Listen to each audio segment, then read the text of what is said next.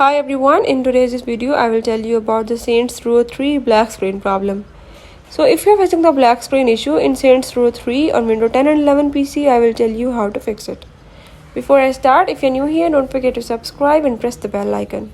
Now for further details, let's watch complete video, follow the steps and you will learn it.